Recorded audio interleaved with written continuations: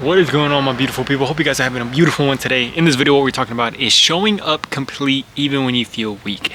What a beautiful thing that it is. What I want us all to realize, and what I needed to realize myself, is that even when we feel weak, even when we feel like we're missing something, even when we feel like we're not our best, you are still complete.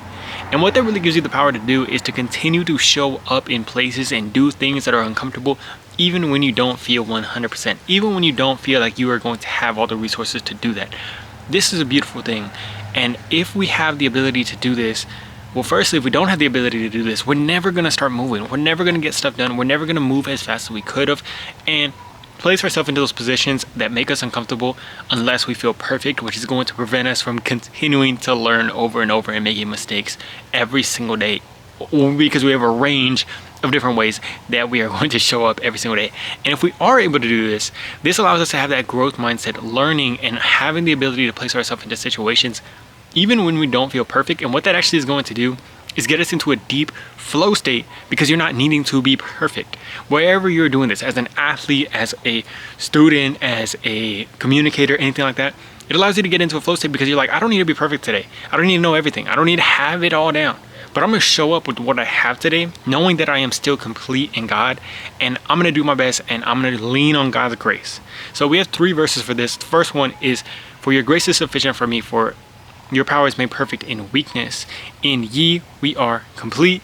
And we had one more. The Lord is my shepherd, I shall not want. I think all those 3 things are perfect because, oh my gosh, my cat just scared the hell out of me. But those are perfect because it basically is telling us we don't need anything. We have everything we need for where we are at right now. And knowing that we are already complete and that God's grace is sufficient for us. These are the 3 things that we can rely on in these moments to continue to move even when we don't feel like we're perfect or anything. And one of the things I like to say is, I don't need to be perfect. God's grace is sufficient. I'm already complete. Though that's a beautiful thing. Or the Lord, you can make a combination of those, whatever you want. But this has been something powerful for me, because if you think about it in scripture, David, Joseph, they were not perfect when they were still moving. Joseph was continuing to be faithful even in prison, when I'm sure that he felt weak. I'm sure that a lot of the times, or some of the times, he felt like, what the heck is going on? Like, how did this happen? I'm in prison. This wasn't right. This shouldn't have happened. But he continued to serve faithfully even when he wasn't perfect. He continued to serve even with those circumstances around him going on. And that's what continued to lead him to becoming, I believe it was king or pharaoh later on. And David, the same thing. There's a lot of times where he didn't feel perfect. When he was in the cave, he starts asking God, like, are you still with me? And he starts questioning and doubting. But he's still continuing to move faithfully with that. When his men, his own men during the time, I forgot what the Ziklag, I believe it was, when his women and children get kidnapped and the men's women and children get kidnapped, all of his men's women and children get kidnapped, and they start to turn on him and they start to say that we should probably just kill this dude. He's not perfect. He is doubting, he is crying, and it's a lot for him to handle that moment. But he continues to strengthen himself in the Lord in that moment.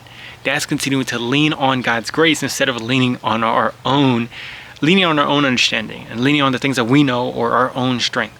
And it's beautiful because for myself, this has helped me a lot. And for a lot of us, it's different situations, but whatever it might be, where you're going to feel a little bit weak, or you're going to feel like the situation isn't right, you can lean on God's grace. What I mean by this is, there's times where I go into social situations where I feel like I'm not looking right today, or I just don't got it today. I didn't get enough sleep last night.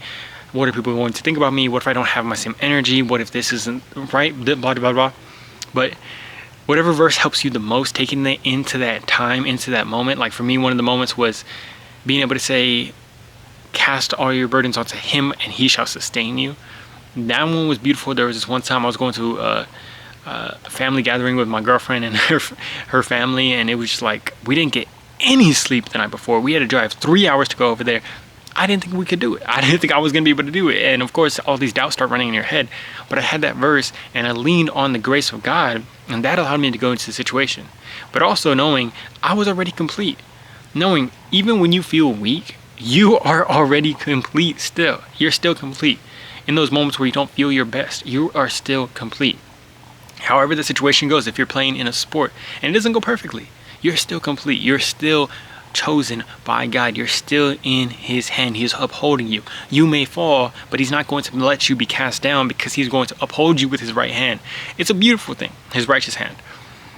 And I think it's just something that allows you to go into those situations with a faithfulness and a fearlessness, not fearing the worst, but instead knowing that God will continue to bring the best to you. And even if it goes terribly, you're still leaning on God's grace. That's what you need. That's all that you need. And it's something we can continue to get into our brain, just like David and just like Joseph. Love you guys very much, man. I'll talk to you on the next video. Peace.